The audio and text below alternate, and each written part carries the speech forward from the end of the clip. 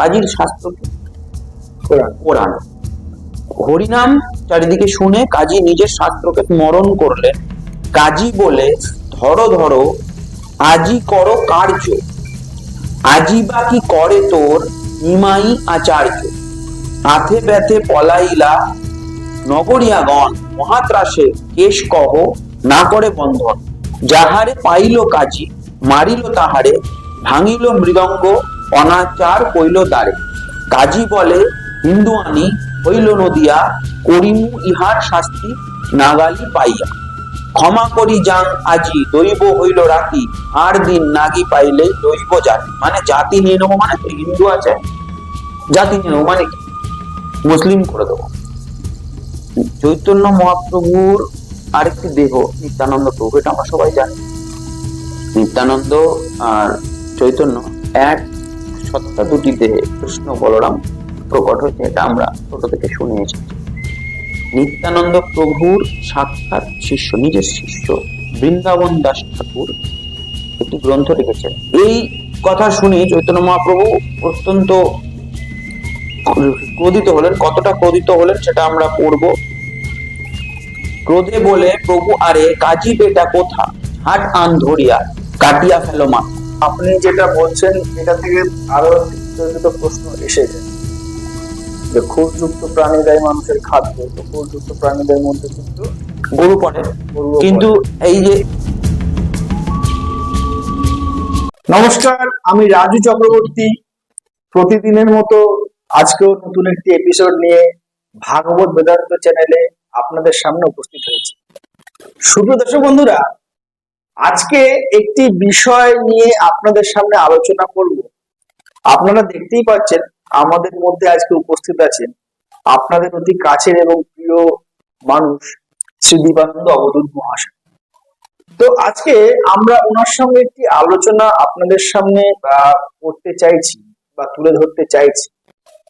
একটি প্রচার করা হয়, এই প্রচারটি আপনি মানে শুনে থাকবেন বা ইউটিউব ফেসবুক যদি আপনারা ফলো করে থাকেন, তো এই প্রচারটি কিন্তু আপনারা অবশ্যই জানেন। যদি না জেনে থাকেন তাও আজকে সেই বিষয়টি নিয়েই আপনাদের সাথে আলোচনাটি করব, কারণ এই বিষয়টি পরিষ্কার হওয়া আমাদের হিন্দু সনাতনীদের অবশ্যই প্রয়োজন আছে। সেই বিষয়টি হলো চৈতন্য মহাপ্রভুর নাম আমরা সকলেই জানি। তো এই চৈতন্য মহাপ্রভুকে নিয়েই প্রচারটি চালানো হয়। সেই প্রচারটি হলো চৈতন্য মহাপ্রভু কি হিন্দুদেরকে নপুংসক করে দিয়েছেন, বা ওনার মতবাদ কি হিন্দুদেরকে নপুংসকতার দিকে এগিয়ে নিয়ে যাচ্ছে। তো আজকে কিন্তু আমাদের আলোচনাটি এই বিষয়টির উপরে। তো বিষয়টি যদিও বা একটি বিতর্কিত বিষয়, এবং আমাদের চ্যানেলের উদ্দেশ্য কিন্তু কোনো বিতর্ক ছড়ানো নয়। আমাদের চ্যানেলের উদ্দেশ্য হলো বিতর্ককে সঠিকভাবে আপনাদের সামনে তুলে ধরা। আর আজকের বক্তব্যের সঙ্গে কিন্তু সঞ্চালক কোনোভাবেই বা চ্যানেল কোনোভাবেই যুক্ত নয়। আজকের যা বক্তব্য সম্পূর্ণ দীপানন্দ অবধূত মহাশয় সম্পূর্ণ নিজস্ব এবং ভাগবতের আলোকে। তো আমার বাক্যকে এখানে বিরাম দেবো, আমি আর বেশি কথা বাড়াবো না। আমরা সরাসরি চলে যাব শ্রী দীপানন্দ অবধূত মহাশয়ের কাছে এবং তার কাছ থেকে এই বিষয়টি আমরা পরিষ্কার হওয়ার চেষ্টা করি। নমস্কার আপনাকে। প্রথমে স্বাগত জানাই আমাদের চ্যানেলে। তো আর কোনো রাগ ঢাক না করে বেশি কথা না পারি আমরা মূল বিষয়ে চলে যেতে চাইছি। তো একটি প্রচার করা হয় চৈতন্য মহাপ্রভুকে নিয়ে, যে চৈতন্য মহাপ্রভুর যে কৃষ্ণ লীলা রস মানুষের মধ্যে যে প্রচার করার পদ্ধতি উনি মানুষকে দেখিয়ে গেছিলেন বা ওনার অনুগামীরা যেভাবে করছে, এই বিষয়টা কি আমাদের হিন্দু ধর্মকে ধীরে ধীরে নপুংসকতার দিকে এগিয়ে নিয়ে যাচ্ছে বা নিয়ে গেছে? আপনি কি বলছেন? প্রথমে এই আপনার প্রশ্নের উত্তর দিতে গেলে আমাদেরকে যেটা বুঝতে হবে সেটা চৈতন্য মহাপ্রভুর উপরে যতগুলো শাস্ত্র লিখিত হয়েছে গ্রন্থ, তার মধ্যে সবচাইতে অথেন্টিক কোনটা এটা বুঝতে হবে। চৈতন্য চরিতামৃত আছে, চৈতন্য মঙ্গল আছে, চৈতন্য ভাগবত আছে, আরো অনেক গ্রন্থ আছে। মুরারি গুপ্তের যে চৈতন্য মহাপ্রভুর উপর কিছু লেখা আছে, বিভিন্ন অনেক গ্রন্থ আছে। এই যত চৈতন্য মহাপ্রভুর পরবর্তীকালে আরো গ্রন্থ লিখেছেন চৈতন্য মহাপ্রভু, ভক্তিবিনোদ ঠাকুর কিছু লিখেছেন, প্রচুর গ্রন্থ আছে চৈতন্য মহাপ্রভুর। এই যত গ্রন্থ আছে তার মধ্যে সবচাইতে অথেন্টিক গ্রন্থ কোনটা এটা আমাদের বুঝতে হবে। চৈতন্য মহাপ্রভুর আরেকটি দেহ নিত্যানন্দ প্রভু, এটা আমরা সবাই জানি। নিত্যানন্দ আর চৈতন্য এক সত্তা, দুটি দেহে কৃষ্ণ বলরাম প্রকট হয়েছে, এটা আমরা ছোট থেকে শুনে এসেছি। নিত্যানন্দ প্রভুর সাক্ষাৎ শিষ্য, নিজের শিষ্য বৃন্দাবন দাস ঠাকুর একটি গ্রন্থ লিখেছে, গ্রন্থটির নাম হচ্ছে চৈতন্য ভাগবত। এই চৈতন্য ভাগবত গ্রন্থটা অনুমোদন করেছেন নিত্যানন্দ প্রভু। চৈতন্য চরিতামৃত লেখা হয়েছে বহু পরে, কৃষ্ণদাস কবিরাজ গোস্বামী লিখেছেন। সেই কৃষ্ণদাস কবিরাজ গোস্বামী রচিত চৈতন্য চরিতামৃতেও তিনি লিখছেন, কৃষ্ণলীলা ভাগবতে কহেন বেদব্যাস, চৈতন্য লীলার ব্যাস বৃন্দাবন দাস। তার মানে কি বলছে যে চৈতন্য মহাপ্রভু সম্বন্ধে সঠিক তথ্য পেতে তোমরা বৃন্দাবন দাস রচিত যে গ্রন্থ সেটা পড়ো। তো সেটা যদি আমরা পড়ি, মধ্যখণ্ড অধ্যায় 23 আমার কাছে রয়েছে গ্রন্থটা, চৈতন্য ভাগবত, হ্যাঁ, অক্ষয় লাইব্রেরি আমার কাছে রয়েছে, গৌড়ীয় মঠ থেকেও বইটা ছাপায়, পেয়ে যাবেন। সেখানে আমরা মধ্যখণ্ড অধ্যায় 23 যদি পড়ি, আমরা এই একটা জায়গায় আমরা দেখতে পাবো যে কাজী, চাঁদ কাজী কি করছে, মৃদঙ্গ মন্দিরা শঙ্খ শুনে, আমি শ্লোকটা বলছি, হরিনাম কোলাহল চতুর্দিকে মাত্র, শুনিয়া স্মরে কাজী আপনার শাস্ত্র। কাজীর শাস্ত্র কি? কোরআন। হরিনাম চারিদিকে শুনে কাজী নিজের শাস্ত্রকে স্মরণ করলেন। কাজী বলে, ধরো ধরো আজি করো কার্য, আজি বা কি করে তোর নিমাই আচার্য, আথে ব্যথে পলাইলা নগরিয়াগণ, মহাত্রাসে কেশ কহ না করে বন্ধন, যাহারে পাইল কাজী মারিল তাহারে, ভাঙিল মৃদঙ্গ অনাচার কইল দ্বারে। কাজী বলে, হিন্দু আনি হইল নদিয়া, করিমু ইহার শাস্তি নাগালি পাইয়া, ক্ষমা করি যাং আজি দৈব হইল রাতি, আর দিন নাগি পাইলে দৈব জাতি। মানে জাতি নিয়ে নেবো, মানে তো হিন্দু আছে জাতি নিয়ে নেবো, মানে মুসলিম করে দেবো। এই মতো প্রতিদিন দুষ্টগণ লইয়া নগরে ভ্রময়ে কাজী, কীর্তন চাহিয়া ঘুরে বেড়ায় নগরে নগরে। কোথায় কীর্তন করছে? দুঃখে সব নগরিয়া থাকে লুকাইয়া, হিন্দু কাজী সব আরো মারে কদর দিয়ে। মানে হিন্দু দেখলেই কাজী তাদেরকে মারে। এটা আমরা মধ্যখণ্ডে পেলাম। এবার এর কাউন্টার কি করছে চৈতন্য মহাপ্রভু, সেটা আমরা পড়ব। এর কাউন্টারে চৈতন্য মহাপ্রভু কি করছেন, এই কথা শুনে চৈতন্য মহাপ্রভু অত্যন্ত ক্রোধিত হলেন। কতটা ক্রোধিত হলেন সেটা আমরা পড়ব। ক্রোধে বলে, প্রভু আরে কাজী বেটা কোথা, ঝাট আন ধরিয়া কাটিয়া ফেলো মাথা, নির্জবন করো আজি সকল ভুবন, পূর্বে যেন বধ কইলু সেকাল যবন, প্রাণ লইয়া কোথা কাজী গেল দিয়া দ্বার, ঘর ভাঙ্গো ভাঙ্গো প্রভু বলে বারবার। সর্বভূত অন্তর্যামী শ্রী শচীনন্দন, আজ্ঞা লঙ্ঘিবে হেন আছে কোনজন, মহামত্ত সর্বলোক চৈতন্যের রসে, ঘরে উঠিলেন সবে প্রভুর আদেশে। কেহ ঘর ভাঙে, কেহ ভাঙয়ে দুয়ার, কেহ লাথি মারে, কেহ করে হুঙ্কার, আম্র পনসের ডাল মানে আম গাছের যে ডাল ভাঙ্গি কেহ ফেলে, কেহ কদলিক বন ভাঙ্গি হরি বলে, পুষ্পের উদ্যানে লক্ষ লক্ষ লোক গিয়া উপারিয়া ফেলে সব হুঙ্কার করিয়া, পুষ্পের সহিত ডাল ছিড়িয়া ছিড়িয়া হরি বলে নাচে সব শ্রুতি মূলে দিয়া, একটি করিয়া পত্র সর্বলোকে নিতে, কিছু না রহিল আর কাজীর বাড়িতে। প্রভু বলে অগ্নিদেহ, ভালো করে শুনবেন, প্রভু বলে অগ্নিদেহ বাড়ির ভিতর পুরিয়া মোরক সর্বগণের সহিতে, সর্ব বাড়ি বেরি অগ্নিদেহ চারিভিতে, মানে পুরো বাড়িটাকে বেরি দিয়ে চারিভিতে অগ্নিদেহ, দেখো মোরে কি করে উহার নরপতি, মানে কাজীর নরপতিকে হুসেন শাহ, দেখো আজি কোন জনে করে অব্যাহতি। তারপরে বলছেন সংকীর্তন আরম্ভে মহার অবতার, মানে সংকীর্তন আরম্ভ করার জন্য আমার অবতার, কীর্তন বিরোধী পাপী করিমু সংহার, সর্বপাতকীয় যদি করয় কীর্তন, অবশ্য তাহারে মুই করিমু স্মরণ। তাহলে এইটা কি আরো আছে, পড়ুন। তপস্বী সন্ন্যাসী জ্ঞানী যোগী যে যে জন, সংহারে মুই সব যদি না করে কীর্তন, অগ্নি দেহ ঘরে তোরা না করিও ভয়, আজই সব যবনের করিব প্রলয়। তো এই যে চৈতন্য ভাগবতের এই যে অধ্যায়টা পড়ে কি আপনার মনে হলো চৈতন্য মহাপ্রভু হিন্দুদের নপুংসক করেছে? কিন্তু আমার তো সেটি মনে হলো না অবশ্যই, কিন্তু আমার তো আরো একটি খারাপ জিনিস মনে হলো যে ভাগবত প্রচার অথবা চৈতন্য মহাপ্রভুকে আমরা যেই রূপে জানি যে চৈতন্য মহাপ্রভু হচ্ছেন লীলা অবতার, প্রেমের অবতার। তো সেই জায়গায় এটা তো ওনার হিংস্র মূর্তি প্রকাশ পাচ্ছে। তো সেই জায়গাটা আপনি কি বলবেন? আমাদের সনাতন ধর্মের তো মূল উদ্দেশ্য হিংসা ছড়ানো নয়, সনাতন ধর্মের মূল উদ্দেশ্য মানুষকে প্রেম দিয়ে কাছে টেনে নেওয়া। তো সেই জায়গায় উনি বলছেন যে কাজীকে ধরে আনো, তারপরে আগুন দাও। এটা আগুন দিয়েছে, সত্যতা, আগুন দিয়েছে। সত্যতা কতটা রয়েছে? এটা হচ্ছে চৈতন্য ভাগবত রচনা করেছেন, লিখেছেন বৃন্দাবন দাস ঠাকুর, অনুমোদন করেছেন নিত্যানন্দ প্রভু। নিত্যানন্দ প্রভু যা বলেছেন বৃন্দাবন দাস ঠাকুর তাই লিখেছেন। এই যে লীলাটা যখন চলছিল কাজী দলন লীলা, তখন চৈতন্য মহাপ্রভুর সঙ্গে প্রতি মুহূর্তে সেখানে নিত্যানন্দ প্রভু ছিল। তার থেকে বেশি অথেন্টিক আর কি হতে পারে? সব থেকে বেশি অথেন্টিক। আজকে এই চৈতন্য মহাপ্রভুকে ভুলিয়ে দেওয়ার পরবর্তীকালে অনেক চেষ্টা চলেছে। আমি আজকে পড়ছিলাম, বিষয়টা খুব বিতর্কের বিষয় হয়ে যাবে, কিন্তু কৃষ্ণদাস গোস্বামীর সময়ে দেখা যাচ্ছে যে তার যে চৈতন্য চরিতামৃতে এই লীলাটাকে অনেক পরিবর্তন হয়েছে। কিন্তু তিনি আবার এটাও বলে দিলেন যে তোমরা চৈতন্য ভাগবতটা পড়ো, কারণ চৈতন্য লীলার ব্যাস বৃন্দাবন দাস, এটা তিনি বললেন। কিন্তু আমরা তো চৈতন্য লীলার রস আস্বাদন করার জন্য আমরা চৈতন্য চৈতামৃতকেই আমরা মানে বেশি প্রাধান্য দিয়ে থাকি। তো সেই জায়গায় আপনি বলছেন চৈতন্য ভাগবত। হ্যাঁ, এটা চৈতন্য, এটা হচ্ছে নিত্যানন্দ প্রভু বলেছে। চৈতন্য মহাপ্রভুর সঙ্গে সর্বদা যিনি ছিলেন তার দেহের আরেকটা প্রকাশ।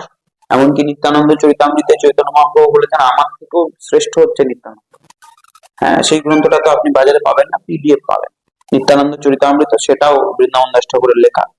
তো সেই নিত্যানন্দ প্রভুকে ততটাই মানুষ মানে যতটা চৈতন্য মহাপ্রভুকে মানে, তাই এটা নিয়ে তো কোনো বিতর্ক নেই। সে নিত্যানন্দ প্রভু যেভাবে ইনস্ট্রাকশন দিলেন বৃন্দাবন দাস ঠাকুর সেইভাবে লিখলেন।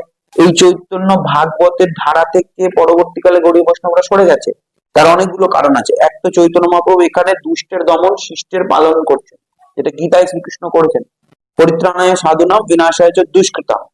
এবং কিভাবে তিনি এই যে পুরো অধ্যায়টায় বহু লোককে কিভাবে তিনি সংকীর্তন করে জড়ো করলেন মশাল নিয়ে, হ্যাঁ, এবং তেলের ভার নিয়ে বহু মানুষ গেল, গিয়ে তখন মুসলিম শাসক মানে হোসেন শাহের যে লোক চাঁদ গাজী, তাদের সেনা সৈন্য সামন্ত দিয়ে রুখতে পারলো না। চৈতন্য মহাপ্রভু বিরাট আন্দোলন করে তাদের দমন করে দিলেন, এবং পরবর্তীতে হোসেন শাহের ক্ষমতা হয়নি যে বাংলায় হিন্দুদের উপর অত্যাচার করার। কিন্তু এখানে পরিষ্কার আপনি দেখলেন যে হিন্দুদের ধরে ধরে মারতো, এই কথাটা এখানে লেখা রয়েছে।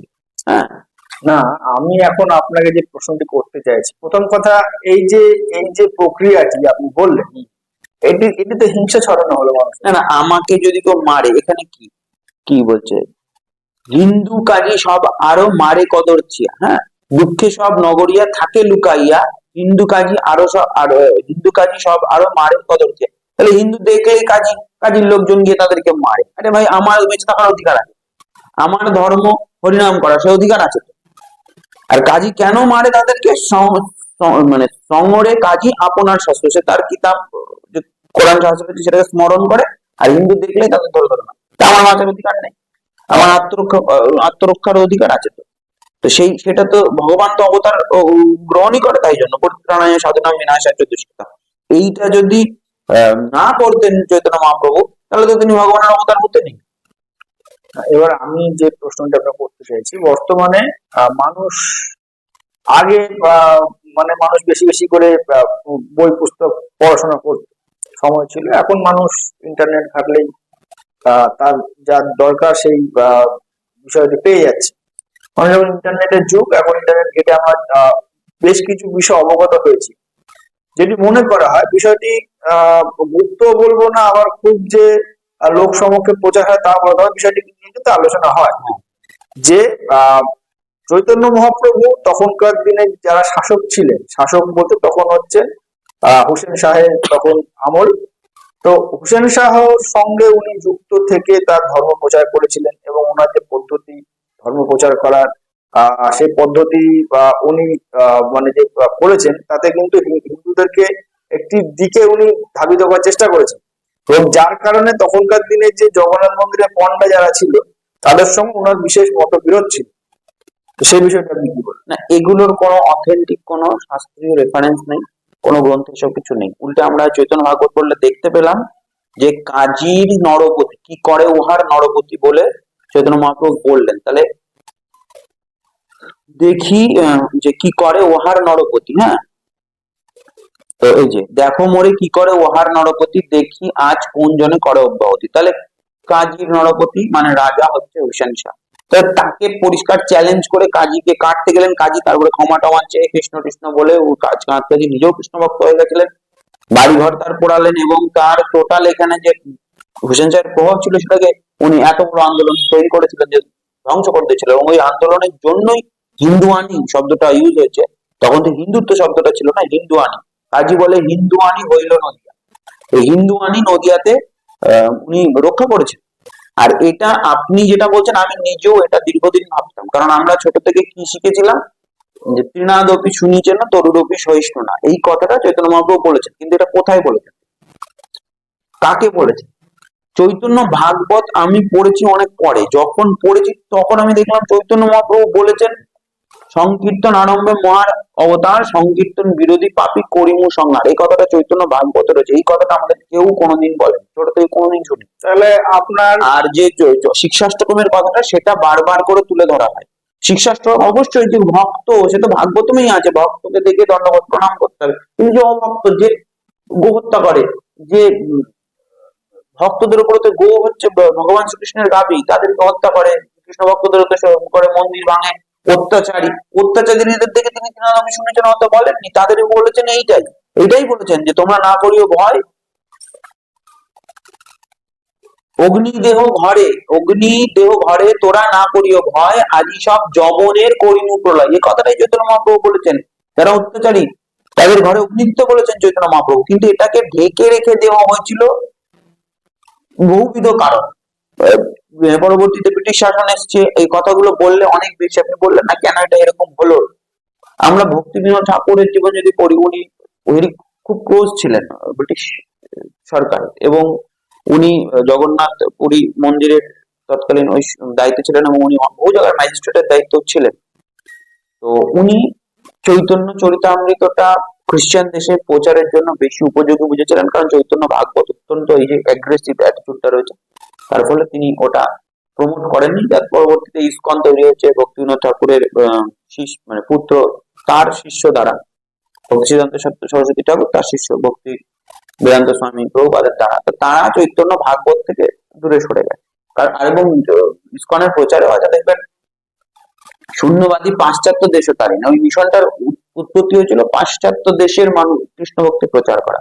যদি বাংলার জন্য নিত্যানন্দ প্রভুকে চৈতন্য মহাপ্রভু দায়িত্ব দিয়ে গেছিলেন, এবং বাংলায় কিভাবে প্রচার হবে তার জন্য চৈতন্য ভাগবত নিত্যানন্দ প্রভু লিখেছিলেন বৃন্দাবন দাস ঠাকুরকে।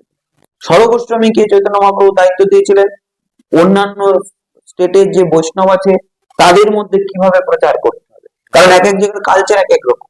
এই চৈতন্য ভাগবত দেখবেন মাছ মাংস খাওয়া নিয়ে কোনো বিষয় নেই। হ্যাঁ, এই যে নিরামিষ ভোজন বিষয়ে কি বলছে, এটা আছে। একটা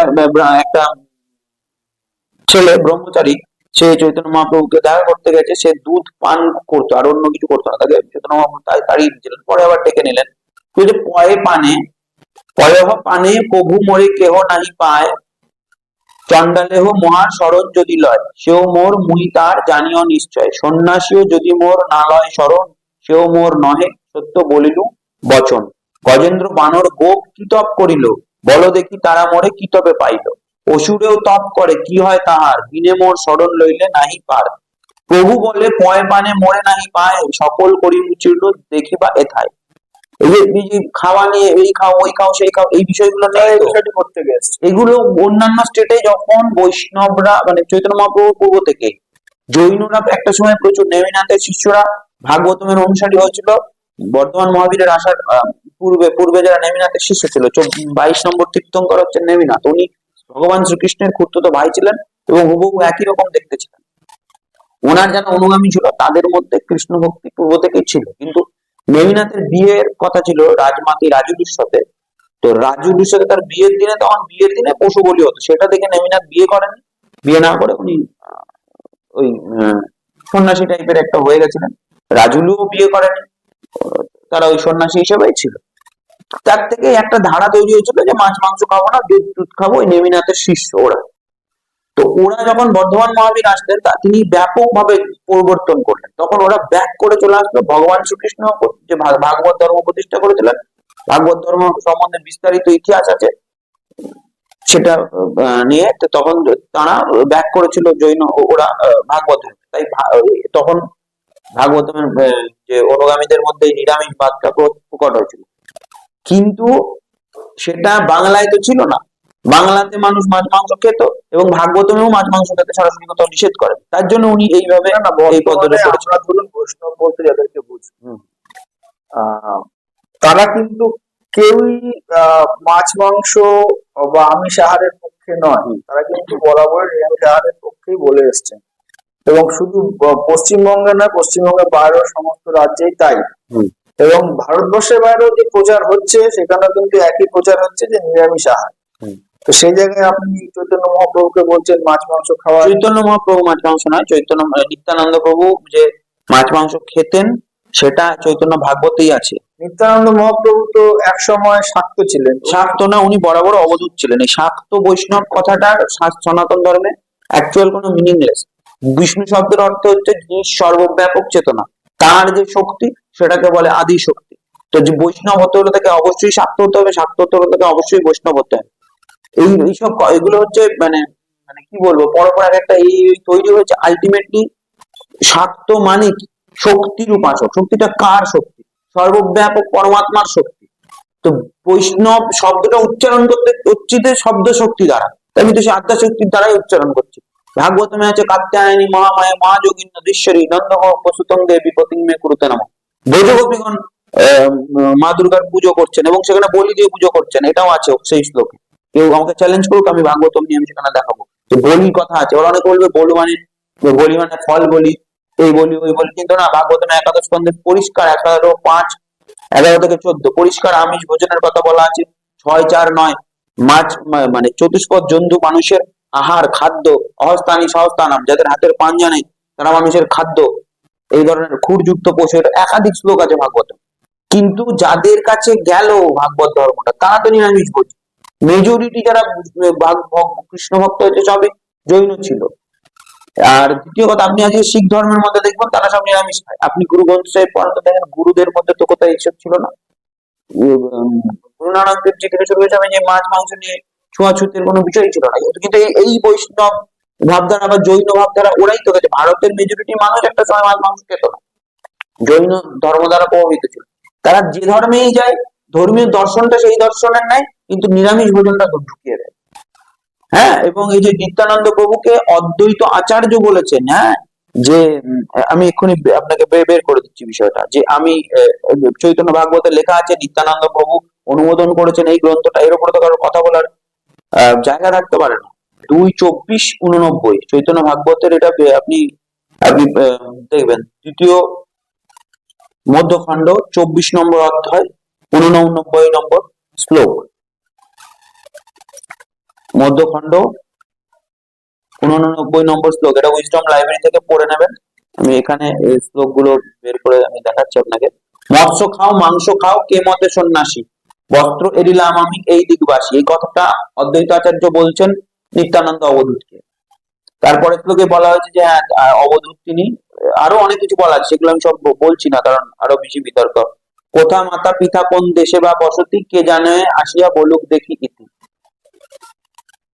এরপরের কথাটা তো এই যে দেখুন, এগুলো এইসব বলছে, তাহলে এগুলো কেন বলছে? এবার অনেকেই বলে যে এমনি আপনি মাছ মাংস না খেলে আমি এমনি এমনি আপনার নাম বলে দেবো যে আপনি মাংস খান মাংস খান। এবং সেটা আবার এই যে শ্রীনিবাস পণ্ডিতের মূলে জাতি নাই কোথাকার অবধূতে আনি দিলা ঠান, তাহলে উনি অবধূত ছিলেন এবং উনি মাছ মাংস খেতেন। তাহলে এবার আপনি বলুন যে মাছ মাংস যে উনি না খেলে, এটা উইজডম লাইব্রেরি থেকে আমি আপনাকে দেখাচ্ছি, সারা পৃথিবীর লোক এটা পড়তে পারছে। আর এই জন্যই বর্তমান গৌড়ীয় বৈষ্ণবরা চৈতন্য ভাগবত থেকে দূরে চলে যাচ্ছে। কি লেখা রয়েছে? 2য় খণ্ড 24 নম্বর অধ্যায় 89 নম্বর শ্লোকে মৎস্য খাও মাংস খাও কে মতো সন্ন্যাসী বস্ত্র এড়িলাম আমি এই দিকবাসী। উনি যদি আপনি একজন ভগবানের অবতার, অদ্বৈত আচার্য উনি হচ্ছেন মহাবিষ্ণু সদাশিবের অবতার, তো শুধু শুধু উনি বলবেন এই মৎস্য খাও মাংস খাও, এবং সেই কথাটা আবার নিত্যানন্দ প্রভু তার শিষ্যকে লেখাবেন শাস্ত্রে,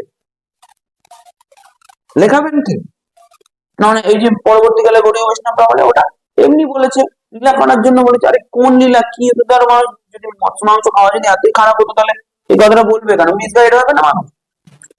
তো এই যে বিষয়গুলো আজকে মানুষকে এমন ভাবে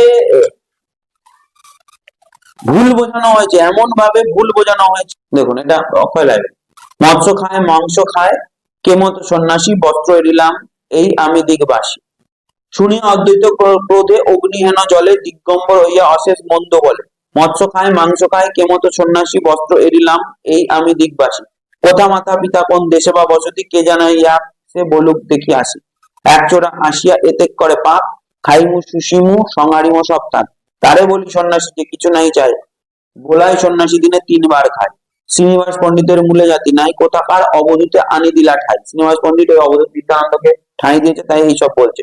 অবধূত করিব সকল জাতি না, অবধূত সহজ জাত নাশ করে দেবে, কোথা হইতে মদ্যপের হইল প্রকাশ। তো মদ্যপ কি বলে?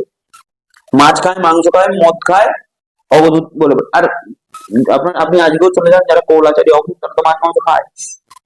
তো তিনি যদি অবধূত না হতেন তাহলে এই কথাগুলো তার, তিনি যদি এমনি সাধারণ যে বৈষ্ণবী আচারের হতেন তাহলে কি এই কথাগুলো মৎস্য খায় মাংস খায় পরে থেকে মদ্যপের, আমি যেটা বলতে চাইছিলাম না, এই কথাগুলো অদ্বৈত আচার্য বলছেন নিত্যানন্দ প্রভুকে, আর এই বইটা লিখিয়েছে নিত্যানন্দ প্রভু তার শিষ্য বৃন্দাবন দাস ঠাকুরকে দিয়ে। তাহলে পরিষ্কার হয়ে যাচ্ছে যে মাছ মাংস খেলে কোনো অসুবিধা নেই। আর শ্রীমদ ভাগবতমের 11 স্কন্ধের 5ম অধ্যায়ের 11 নম্বর শ্লোক থেকে 14 নম্বর শ্লোকে বলা হয়েছে আমিষ গ্রহণ করা যাবে।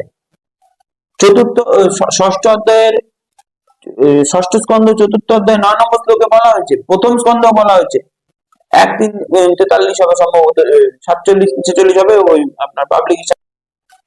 আমার কাছে ভাগবত মনে হয়েছে, আমি বের করে দিই। এই যে 1ম স্কন্ধ 13শ অধ্যায়, এখানে 46 নম্বরে আছে গীতা প্রেসের, আর অন্যান্য সমস্ত পাবলিকেশন এই শ্লোকটা 46 নম্বরে 47 আছে। অহস্তানি সহস্তানাম অপদানি চতুষ্পদাম ফলগুনি তত্র মহতাম জীব জীবস্য জীবনম। অহস্তানি সহস্তানাম, এই জগতে হস্তবিহীন প্রাণীগণ মানে যাদের পাঞ্জা নেই, সহস্ত মানুষের খাদ্য, মানুষের হাতের পাঞ্জা আছে তো, মানুষের খাদ্য কি হস্তবিহীন প্রাণীগণ খুরযুক্ত। সহস্তানাম দ্বিপদানি চ চতুষ্পদাম, দ্বিপদানি কাঁধে, দুটো পদ কাঁধে মানুষের হাত, মানে মানে অহস্তানি সহস্তানাম, হাত আছে দুটো পা আছে, তারা খাবে কাকে? চতুষ্পদ জন্তু। এটা একটা এরকম পর আমি শ্লোক আপনাকে, তো আপনি যেটা বলছেন এটা থেকে আরো বিতর্কিত প্রশ্ন এসে যায় যে খুরযুক্ত প্রাণীরাই মানুষের খাদ্য, তো খুরযুক্ত প্রাণীদের মধ্যে কিন্তু গরু পড়ে, কিন্তু এই যে এটারই তো বললাম গো হত্যা করা যাবে না। আমি যেটা আপনাকে বলছি, সুপ্রিয় দর্শক বন্ধুরা, এটি একটি বিতর্কিত বিষয়, ওনার কথা প্রসঙ্গে বিষয়টা উঠে এসেছে। তবে আজকের মূল বিষয় কিন্তু এটি নয়, আজকের মূল বিষয় হচ্ছে শ্রী চৈতন্য মহাপ্রভুকে। সুতরাং আমরা এই বিষয় নিয়ে আজকে আলোচনায় যাব না, আমরা এই বিষয়টির উপরে আগামী দিনে একটি ভিডিও করব। যদি খুরযুক্ত প্রাণী মানুষের খাদ্য হয়ে থাকে, তা এর মধ্যে গরু আসছে, অথচ আমরা গোমাতা হিসেবে আমরা পূজিত আমাদের হিন্দু ধর্মে হয়ে থাকে, গরুকে আমরা গোমাতা হিসেবে পুজো করে থাকি এবং তার মাংস ভক্ষণ একদম নিষিদ্ধ। তো সেই বিষয়টি কেন, আমরা এটি নিয়ে আগামী দিনে একটি আলোচনা করব।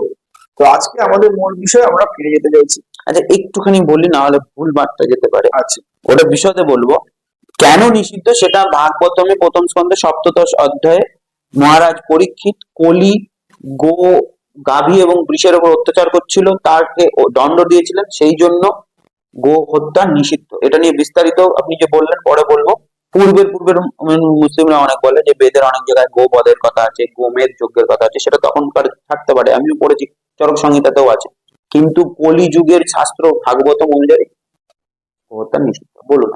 আমি ওটা শুনি সুপ্রদর্শক বন্ধুরা যে গোমের যজ্ঞ এবং অশ্বমের যজ্ঞ কলিযুগে নিষিদ্ধ। কেন নিষিদ্ধ? গোমাংস ভক্ষণ কেন নিষিদ্ধ? এই বিষয়টি নিয়ে কিন্তু আমরা আগামী দিনে একটি ভিডিও আপনাদের সামনে অবশ্যই নিয়ে আসবো। তো আজকের যে মূল বিষয় শ্রী চৈতন্য মহাপ্রভু। তো শ্রী চৈতন্য মহাপ্রভুর যে মানে ভাবধারা, ওনার যে ছবি আমরা দেখি, শ্রী চৈতন্য মহাপ্রভু একদম ভাবে বিহ্বল হয়ে কৃষ্ণ নামে মত্ত হয়ে আছে।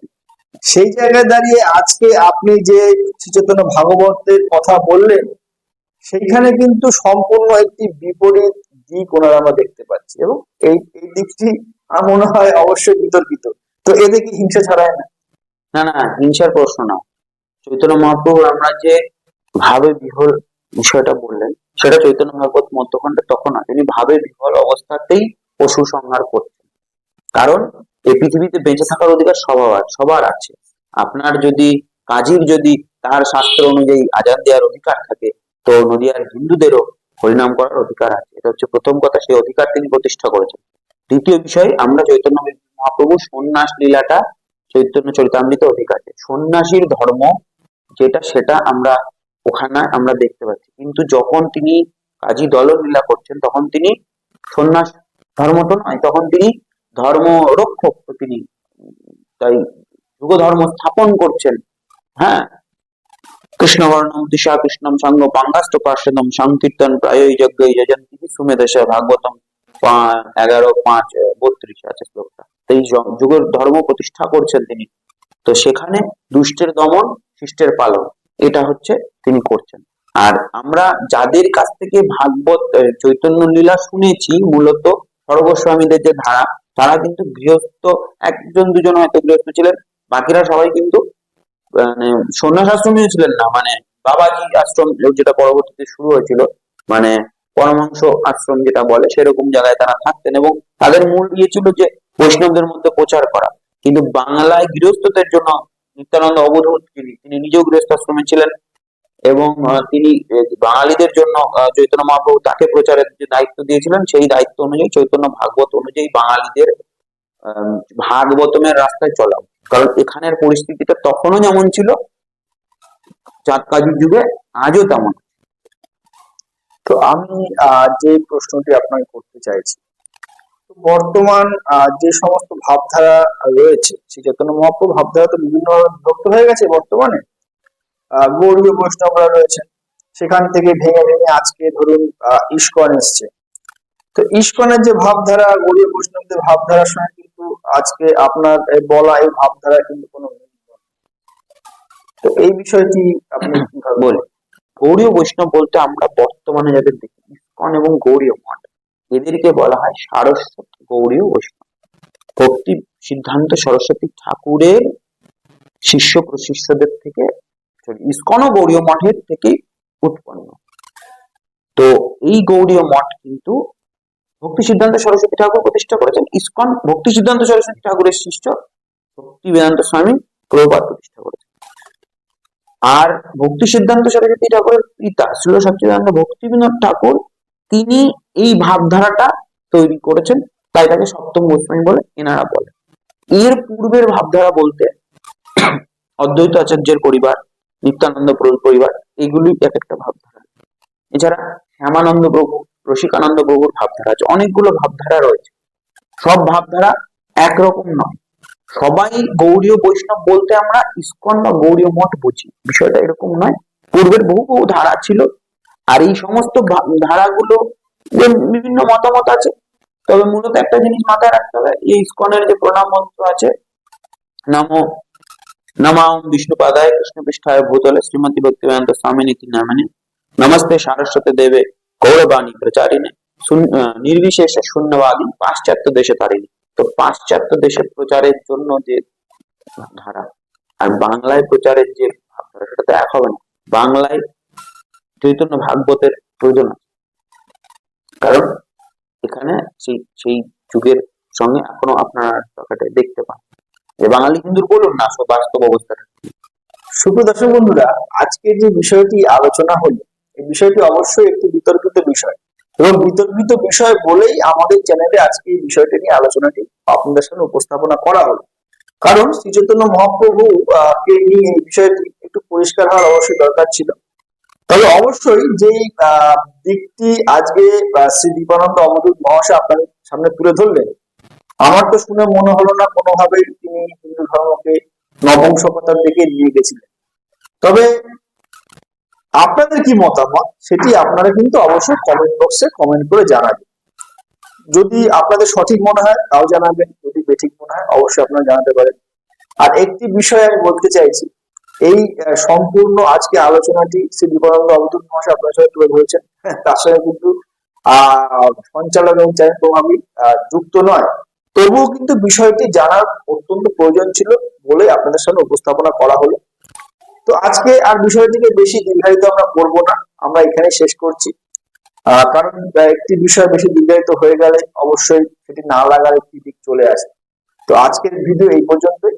আগামী দিনে আরেকটি সম্পূর্ণ নতুন বিষয় এবং নতুন ভিডিও নিয়ে আপনাদের সামনে উপস্থিত হবো। আজকের মতো এই পর্যন্ত, নমস্কার।